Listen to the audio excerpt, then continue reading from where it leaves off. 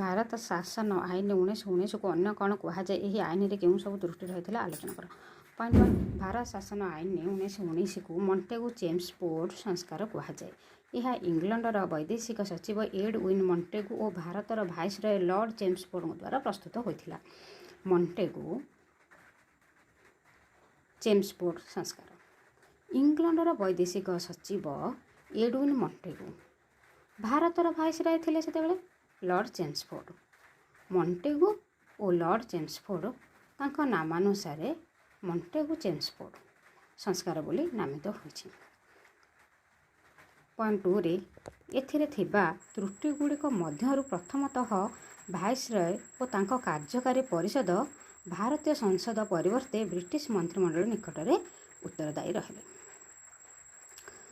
ବ୍ରିଟିଶର ଯେଉଁ ଥିଲା ମନ୍ତ୍ରିମଣ୍ଡଳ house of Lord's and house of commons, ଭାରତର ଭାଇସରୟ ଓ ତାଙ୍କର ଯେଉଁ କାର୍ଯ୍ୟକାରୀ ପରିଷଦ ଭାରତ ପାଇଁ ସଂସଦ ଗଠନ ହୋଇଥିଲା, ତାଙ୍କ ସଂସଦ ପାଇଁ ତାଙ୍କ ମନ୍ତ୍ରିମଣ୍ଡଳ ପାଇଁ ଦାୟୀ ରହୁଥିଲା। ସବୁକିଛି ସେମାନେ ହିଁ ନିଷ୍ପତ୍ତି ନେଉଥିଲେ। ଏଇଟା ପ୍ରଥମ ତ୍ରୁଟି ଥିଲା।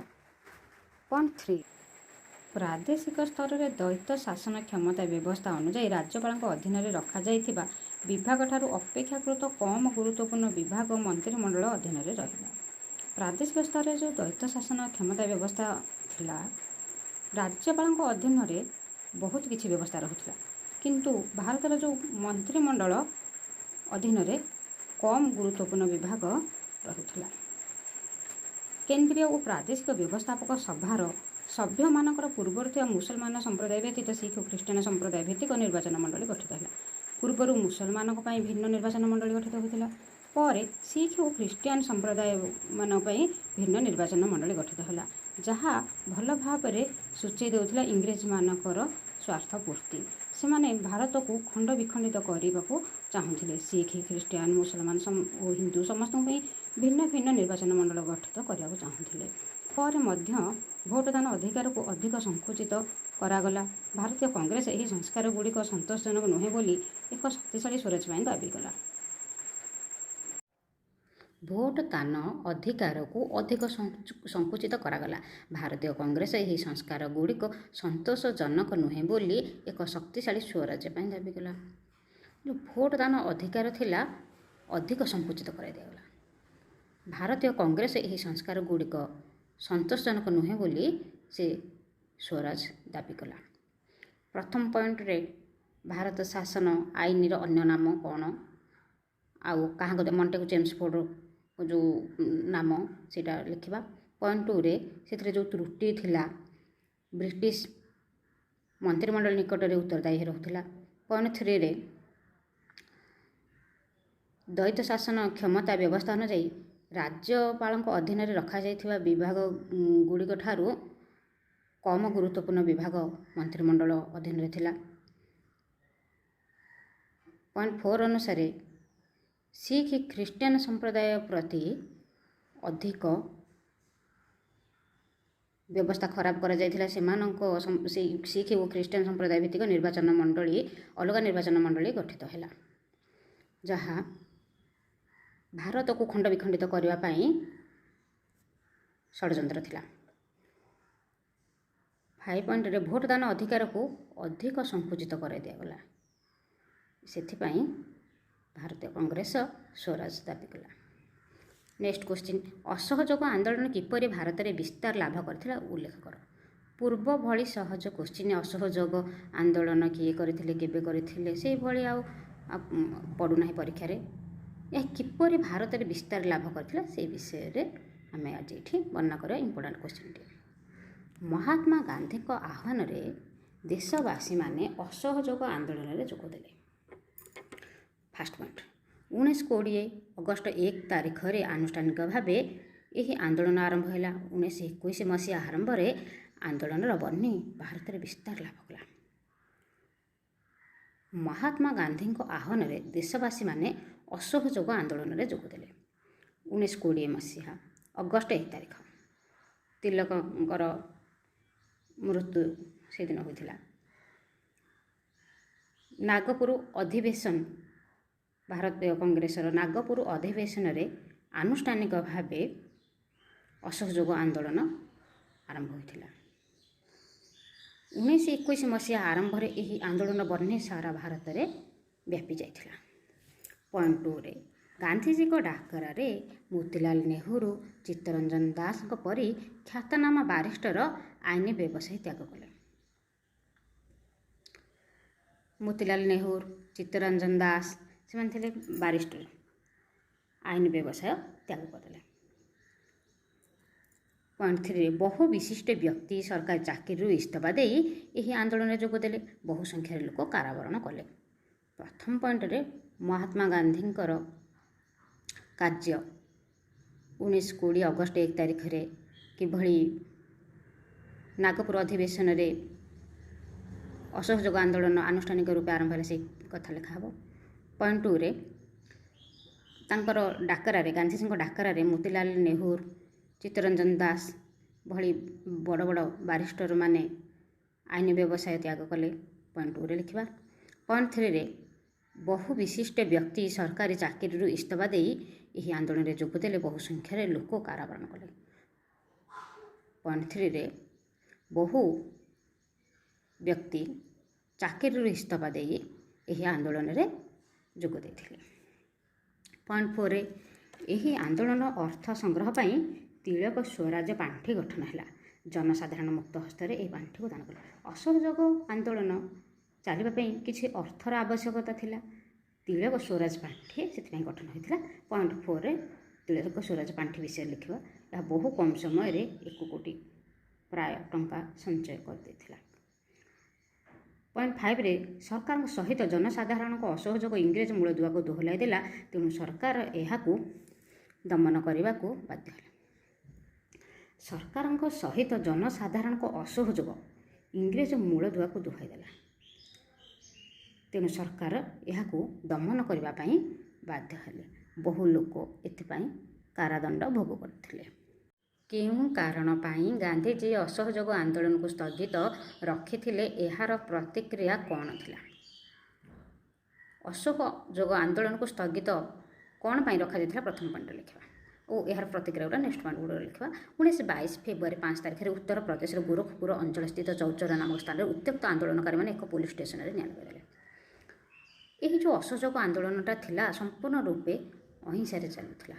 କିନ୍ତୁ ଉତ୍ତ୍ୟକ୍ତ ଆନ୍ଦୋଳନକାରୀମାନେ 1922 ଫେବୃଆରୀ 5 ତାରିଖ ଉତ୍ତରପ୍ରଦେଶ ଗୋରଖପୁର ଅଞ୍ଚଳର ସ୍ଥିତ ବା ଅଞ୍ଚଳରେ ଥିବା ଚୌରିଚୌରା ନାମକ ସ୍ଥାନରେ ପୋଲିସ ଷ୍ଟେସନରେ ନିଆଁ ଲଗାଇଦେଲେ।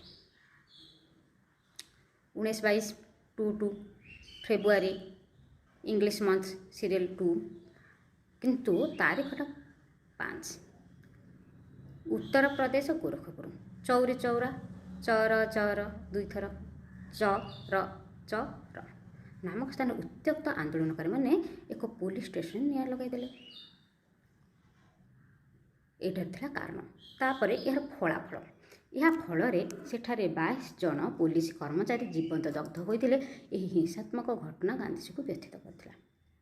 ପଏଣ୍ଟ 1ରେ ଚୌରିଚୌରା କାଣ୍ଡ, ପଏଣ୍ଟ 2ରେ ତା'ର ଫଳାଫଳ, ପଏଣ୍ଟ 3ରେ ସେ ଅନୁଭବ କଲେ ଭାରତୀୟମାନେ ଅହିଂସା ଉପରେ ଆନ୍ଦୋଳନ କରିବାକୁ ସମ୍ପୂର୍ଣ୍ଣ ରୂପେ ପ୍ରସ୍ତୁତ ନଥିଲେ। ତେଣୁ ସେ କାହା ସହିତ ପରାମର୍ଶ ନକରି ଅସହଯୋଗ ଆନ୍ଦୋଳନକୁ ସ୍ଥଗିତ ରଖିବା ପାଇଁ ଘୋଷଣା କଲେ।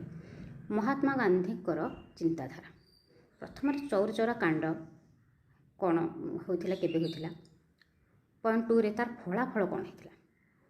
ପଏଣ୍ଟ 3ରେ ମହାତ୍ମା ଗାନ୍ଧୀଙ୍କର ଫିଲିଙ୍ଗସ୍। ସେ ଚାହୁଁଥିଲେ ଅହିଂସା ଉପାୟରେ ଏହି ଅସହଯୋଗ ଆନ୍ଦୋଳନକୁ ଚଳାଇବାକୁ, କିନ୍ତୁ ହିଂସା ଉପାୟରେ ଚାଲିଥିବା ହେତୁ ଏହାକୁ ସେ ସ୍ଥଗିତ କରିଦେଇଥିଲେ। ନେକ୍ସଟ ପଏଣ୍ଟ, ଫେବୃଆରୀ 12 ତାରିଖରେ ବର୍ଦୋଳିଠାରେ କଂଗ୍ରେସ ଓ କାର୍ଯ୍ୟକାରିଣୀ ବୈଠକରେ ସ୍ଥଗିତ ଘୋଷଣା ଅନୁମୋଦିତ ହେଲା। ଫେବୃଆରୀ 12 ତାରିଖରେ ବର୍ଦୋଳି 12 ଫେବୃଆରୀ ରିଲେଟେଡ୍ କଂଗ୍ରେସ କାର୍ଯ୍ୟକାରିଣୀ ବୈଠକରେ ସ୍ଥଗିତ ଘୋଷଣା ଅନୁମୋଦିତ ହେଲା। ଫେବୃଆରୀ 12 ତାରିଖରେ ବର୍ଦୋଳିଠାରେ କଂଗ୍ରେସ କାର୍ଯ୍ୟକାରିଣୀ ବୈଠକରେ ସ୍ଥଗିତ ଘୋଷଣା ଅନୁମୋଦିତ ହେଲା। ପ୍ରଥମ ପଏଣ୍ଟରେ ଚୌରିଚୌରା କାଣ୍ଡ, ସେକେଣ୍ଡ ପଏଣ୍ଟରେ ଏହାର ଫଳାଫଳ, ଥାର୍ଡ଼ ପଏଣ୍ଟରେ ମହାତ୍ମା ଗାନ୍ଧୀଙ୍କର ଫିଲିଙ୍ଗସ୍, ଫୋର୍ଥ ପଏଣ୍ଟରେ ଏହାକୁ ସ୍ଥଗିତ ରଖାଯାଇଥିଲା କେଉଁ ତାରିଖରେ ଫେବୃଆରୀ 12 ତାରିଖ ବରଦୋଳି। ଏତିକି ମନେ ରଖିଥିବେ। ପଏଣ୍ଟ 5ରେ ଏହା ପ୍ରତ୍ୟାଶିତ ନିଷ୍ପତ୍ତି ଅନ୍ୟ କଂଗ୍ରେସ ନେତାମାନଙ୍କୁ ସ୍ତବ୍ଧ କରିଥିଲା। ସୁଭାଷ ଚନ୍ଦ୍ର ବୋଷ ଏହି ନିଷ୍ପତ୍ତିକୁ ଏକ ଜାତୀୟ ବିପର୍ଯ୍ୟୟ ଭାବରେ ବର୍ଣ୍ଣନା। ଏ ଯେଉଁ ଅପ୍ରତ୍ୟାଶିତ ନିଷ୍ପତ୍ତି, ଗୋଟିଏ ହଠାତ୍ ନିଷ୍ପତ୍ତି ଅନ୍ୟ କଂଗ୍ରେସ ନେତାମାନଙ୍କୁ ସ୍ତବ୍ଧ କରିଥିଲା। ସୁଭାଷ ଚନ୍ଦ୍ରଙ୍କ ଭଳି ବହୁ ନେତା ଏହି ନିଷ୍ପତ୍ତିକୁ ଜାତୀୟ ବିପର୍ଯ୍ୟୟ ଭାବରେ ଗ୍ରହଣ କରିଥିଲେ।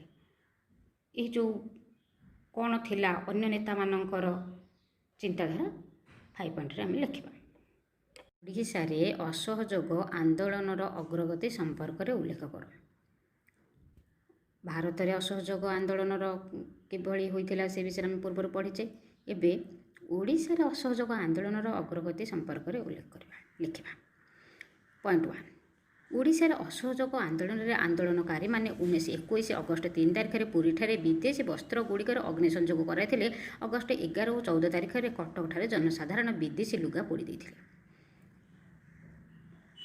1921 ବେଶିକି ପୁରା ଭାରତରେ ମହାତ୍ମା ଗାନ୍ଧୀଙ୍କର ଅସହଯୋଗ ଆନ୍ଦୋଳନ ବ୍ୟାପି ଯାଇଥିଲା। ଅଗଷ୍ଟ 3 ତାରିଖରେ ପୁରୀଠାରେ ବିଦେଶୀ ବସ୍ତ୍ରଗୁଡ଼ିକ ଅଗ୍ନି ସଂଯୋଗ କରାଗଲା। 11-14ରେ ସେଇ ମାସ ଅଗଷ୍ଟ ମାସ 11-14 ତାରିଖରେ କଟକଠାରେ ବିଦେଶୀ ଲୁଗା ଗୁଡ଼ାକ ପୋଡ଼ି ଦିଆଗଲା। ଅଗ୍ରଗତିର ପ୍ରଥମ ପାହାଚରେ ପ୍ରଥମ ପଏଣ୍ଟରେ କଟକର କଥା ଆଉ ପୁରୀରେ କିଭଳି ଅଗଷ୍ଟ 3 ଆଉ କଟକରେ 11 ଓ 14ରେ କିଭଳି ଅଗ୍ନି ସଂଯୋଗ କରିଥିଲେ ଲୁଗାରେ, ସେଇ ପଏଣ୍ଟଟା ଲେଖିବା। ମସିହାଟି ହେଉଛି 1921 ମସିହା। ପଏଣ୍ଟ 2ରେ ଆମେ ଲେଖିବା ଯେ କଲିକତାରେ ଲୁଗା କଳରେ କାମ କରୁଥିବା ଓଡ଼ିଆ ଶ୍ରମିକମାନେ ଦୋକାନଗୁଡ଼ିକୁ ବିଦେଶୀ ଲୁଗା ପେଟି ବୋହିବାକୁ ମନା କରିଦେଲେ। ଯେଉଁ କଲିକତାର ଲୁଗା କଳରେ କାମ କରୁଥିବା ଶ୍ରମିକମାନେ, ଓଡ଼ିଆ ଶ୍ରମିକମାନେ ବିଦେଶୀ ଲୁଗା ପେଟି ବୋହିବାକୁ ମନା କରିଦେଲେ। ପଏଣ୍ଟ 2ରେ। ପଏଣ୍ଟ 3ରେ ସତ୍ୟାଗ୍ରହୀମାନେ ବିଦେଶୀ ଦୋକାନ ଆଗରେ ଧାରଣା ଦେଇ ମଦ ବିକ୍ରି ବନ୍ଦ କରିଦେଲେ। ପ୍ରଥମ ପଏଣ୍ଟରେ ଆମେ ଲେଖିଲେ ଯେ ଓଡ଼ିଶାର ଅସହଯୋଗ 1921 ମସିହା ଅଗଷ୍ଟ 3 ପୁରୀରେ, 11 ଓ 14 କଟକରେ ଲୁଗା କିଭଳି ପୋଡ଼ି ଦିଆଗଲା, ବିଦେଶୀ ଲୁଗା। ପଏଣ୍ଟ 2ରେ କଲିକତାର ଲୁଗା କଳରେ କାମ କରୁଥିବା ଆମର ଓଡ଼ିଶାର ଶ୍ରମିକମାନେ ଲୁଗାପେଟି ବୋହିବାକୁ ବାରଣ କଲେ। ପଏଣ୍ଟ 3ରେ ସତ୍ୟାଗ୍ରହୀମାନେ ବିଦେଶୀ ଦୋକାନ ଆଗରେ ମଦ ବିକ୍ରି ବନ୍ଦ କରିଦେଇଥିଲେ। ପଏଣ୍ଟ 4ରେ ବହୁ ବିଶିଷ୍ଟ ଓଡ଼ିଆ ବ୍ୟକ୍ତିମାନେ ସରକାରୀ ଚାକିରି ପଦପଦବୀ ତ୍ୟାଗ କରି ଅସହଯୋଗ ଆନ୍ଦୋଳନରେ ଯୋଗ ଦେଇଥିଲେ। ସରକାରୀ ଚାକିରି ପଏଣ୍ଟ 4 ପଏଣ୍ଟରେ ସରକାରୀ ଚାକିରିକୁ ଛାଡ଼ି ପଦପଦବୀ ତ୍ୟାଗ କରି ଅସହଯୋଗ ଆନ୍ଦୋଳନରେ ଯୋଗ ଦେଇଥିଲେ। ପଏଣ୍ଟ 5ରେ ବିଭିନ୍ନ ସ୍ଥାନରେ ଛାତ୍ରମାନେ ସ୍କୁଲ କଲେଜ ପରିତ୍ୟାଗ କରି ଅସହଯୋଗ ଆନ୍ଦୋଳନ କରିଦେଇଥିଲେ। ପଏଣ୍ଟ 1ରେ ଆମେ ଲେଖିଲେ ଯେ କଟକ ପୁରୀ କଥା 1921 ମସିହା ଅଗଷ୍ଟ 3ରେ ପୁରୀରେ, 11-14ରେ କଟକରେ ବିଦେଶୀ ଲୁଗାରେ ପୋଡ଼ିଦେବା କଥା। ପଏଣ୍ଟ 2ରେ କଲିକତାରେ ଥିବା ଓଡ଼ିଆ ଶ୍ରମିକମାନେ ଲୁଗାପେଟି ବୋହିବାକୁ ବାରଣ। ପଏଣ୍ଟ 3ରେ ସତ୍ୟାଗ୍ରହୀମାନେ ବିଦେଶୀ ମଦ ଦୋକାନରେ ବନ୍ଦ ଡାକରା। ପଏଣ୍ଟ 4 ବହୁ ବିଶିଷ୍ଟ ଓଡ଼ିଆ ବ୍ୟକ୍ତିମାନେ ସରକାରୀ ଚାକିରି ପଦପଦବୀ ତ୍ୟାଗ କରି ଅସହଯୋଗ ଆନ୍ଦୋଳନରେ ଭାଗ ନେବା। ପଏଣ୍ଟ 5ରେ ବିଭିନ୍ନ ସ୍ଥାନରେ ଛାତ୍ରମାନେ ସ୍କୁଲ କଲେଜ ପରିତ୍ୟାଗ କରି ଅସହଯୋଗ ଆନ୍ଦୋଳନରେ ଯୋଗ ଦେଇଥିଲେ। ଅସହଯୋଗ ଆନ୍ଦୋଳନ ପରିପ୍ରେକ୍ଷୀରେ ଓଡ଼ିଶାରେ ଗଢ଼ି ଉଠିଥିବା ଅନୁଷ୍ଠାନଗୁଡ଼ିକ ସମ୍ପର୍କରେ ଉଲ୍ଲେଖ କର। ପଏଣ୍ଟ 1 ଅସହଯୋଗ ଆନ୍ଦୋଳନ ଅବସରରେ ଛାତ୍ରମାନଙ୍କୁ ଜାତୀୟବାଦୀ ଶିକ୍ଷା ନିମନ୍ତେ ଗୋପବନ୍ଧୁ ଦାସ ସାକ୍ଷୀଗୋପାଳଠାରେ 1919ରେ ସତ୍ୟବାଦୀ ବନ ବିଦ୍ୟାଳୟ ପ୍ରତିଷ୍ଠା କରିଥିଲେ। ଜାତୀୟତାବାଦ ଶିକ୍ଷା, ଜାତୀୟ ଶିକ୍ଷା ନିମନ୍ତେ ବିଦେଶୀ ଶିକ୍ଷାକୁ ବର୍ଜନ କରି ନିଜ ଦେଶକୁ ସ୍ୱାଧୀନତା ଦେବା ଆଶାରେ ଅସହଯୋଗ ଆନ୍ଦୋଳନ ଯେଉଁ ଗଢ଼ି ଉଠିଥିଲା, ସେଥିପାଇଁ ଜାତୀୟବାଦୀ ଶିକ୍ଷାର ଆବଶ୍ୟକତା ନିଶ୍ଚିତ ଥିଲା। ଗୋପବନ୍ଧୁ ଦାସ ଏହାକୁ ବୁଝିଥିଲେ। ତେଣୁ 1919ରେ ସତ୍ୟବାଦୀ ବନ ବିଦ୍ୟାଳୟ ପ୍ରତିଷ୍ଠା କରିଥିଲେ ସାକ୍ଷୀଗୋପାଳଠାରେ। 1919ରେ ପୂର୍ବରୁ ଆମେ ପଢ଼ିଛେ ରାଓଲାଟ ଆଇନ ଆସିଥିଲା। ପଞ୍ଜାବର ଅମୃତସରଠାରେ ଜାଲିଆନାୱାଲାବାଗ ହତ୍ୟାକାଣ୍ଡ ମଧ୍ୟ ହୋଇଥିଲା। ତେଣୁ ଡେଟ୍ ସହଜରେ ମନେ ରହିଯିବ। 1919ରେ ସାକ୍ଷୀଗୋପାଳଠାରେ ସତ୍ୟବାଦୀ ବନ ବିଦ୍ୟାଳୟ ଗୋପବନ୍ଧୁ ଦାସଙ୍କ ନେତୃତ୍ୱରେ ଗଢ଼ି ଉଠିଥିଲା। ପଏଣ୍ଟ 2ରେ କଟକଠାରେ ଉତ୍କଳ ସ୍ୱରାଜ୍ୟ ଶିକ୍ଷା ପରିଷଦ ସ୍ଥାପିତ ହୋଇଥିଲା। ଉତ୍କଳ ଓଡ଼ିଶାର ଅନ୍ୟ ନାମ ଥିଲା। ସ୍ୱରାଜ୍ୟ ମାନେ ନିଜ ରାଜ୍ୟର ଶିକ୍ଷା ପରିଷଦ। ଉତ୍କଳ ସ୍ୱରାଜ୍ୟ ମାନେ ନିଜ ରାଜ୍ୟ ଶିକ୍ଷା ପରିଷଦ ସ୍ଥାପିତ ହୋଇଥିଲା।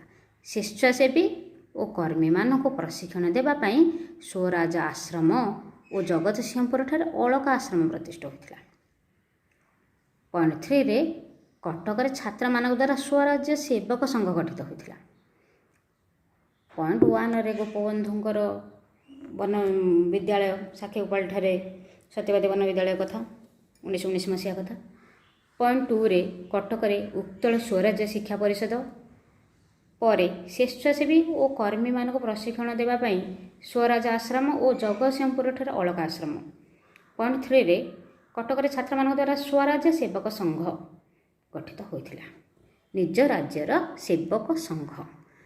ପଏଣ୍ଟ 4ରେ ବାଲେଶ୍ୱରରେ ହରେକୃଷ୍ଣ ମହତାବଙ୍କ ନେତୃତ୍ୱରେ ପ୍ରତିଷ୍ଠିତ ସ୍ୱରାଜ ମନ୍ଦିର। ହରେକୃଷ୍ଣ ମହତାବ ଠାକୁର ନାମ, ତେଣୁକରି ସ୍ୱରାଜ ମନ୍ଦିର ଲିଙ୍କ୍ ରଖିକି ମନେ ରଖାଇବା। ଅସହଯୋଗ ଆନ୍ଦୋଳନର କାର୍ଯ୍ୟକ୍ରମ ଗୁଡ଼ିକ କାର୍ଯ୍ୟକାରୀ କରିବା ପାଇଁ ଉଦ୍ୟମ କରିଥିଲେ। ଏହି ଅନୁଷ୍ଠାନ ତରଫରୁ ସ୍ୱରାଜ୍ୟ ସମାଚାର ପତ୍ରିକା ପ୍ରକାଶ ହେଉଥିଲା। ପ୍ରଶ୍ନ ଆସିପାରେ 1 ମାର୍କର ବିଶିଷ୍ଟ ସ୍ୱରାଜ୍ୟ ସମାଚାର ପତ୍ରିକା କା ତରଫରୁ କେଉଁ ଅନୁଷ୍ଠାନ ତରଫରୁ ଆସୁଥିଲା? ସ୍ୱରାଜ ମନ୍ଦିର। ବାଲେଶ୍ୱରରେ ହରେକୃଷ୍ଣ ମହତାବଙ୍କ ନେତୃତ୍ୱରେ ପ୍ରତିଷ୍ଠିତ ସ୍ୱରାଜ ମନ୍ଦିର ଅସହଯୋଗ ଆନ୍ଦୋଳନର କାର୍ଯ୍ୟକ୍ରମ ଗୁଡ଼ିକ କାର୍ଯ୍ୟକାରୀ କରିବା ପାଇଁ ଉଦ୍ୟମ କରିଥିଲା। ଯେଉଁ ଅସହଯୋଗ ଆନ୍ଦୋଳନ ଯେଉଁ କାର୍ଯ୍ୟକ୍ରମ ଗୁଡ଼ିକ ରହୁଥିଲା ସେ କିଭଳି ସଠିକ୍ ଭାବରେ କାର୍ଯ୍ୟକାରୀ ହେବ, ତେଣୁ ତା ତରଫରୁ ସ୍ୱରାଜ ମନ୍ଦିର ତରଫରୁ ସ୍ୱରାଜ୍ୟ ସମାଚାର ପତ୍ରିକା ପ୍ରକାଶ ହେଉଥିଲା। ପଏଣ୍ଟ 5ରେ ଗୋପବନ୍ଧୁ ଦାସ ଦ୍ୱାରା ପ୍ରତିଷ୍ଠିତ ସମ୍ବାଦପତ୍ର ସମାଜ ଜାତୀୟ ଚେତନା ସୃଷ୍ଟି କରିବାରେ ପ୍ରମୁଖ ଭୂମିକା ଗ୍ରହଣ କରିଥିଲା। ଗୋପବନ୍ଧୁ ଦାସଙ୍କ ଦ୍ୱାରା ପ୍ରତିଷ୍ଠିତ ସମ୍ବାଦପତ୍ର ସମାଜ ଜାତୀୟ ଚେତନା ସୃଷ୍ଟି କରିବାରେ ପ୍ରମୁଖ ଭୂମିକା ଗ୍ରହଣ କରିଥିଲା। ଆମ ଚ୍ୟାନେଲକୁ ଲାଇକ୍, ସେୟାର, ସବସ୍କ୍ରାଇବ୍ ନିଶ୍ଚିତ କରନ୍ତୁ।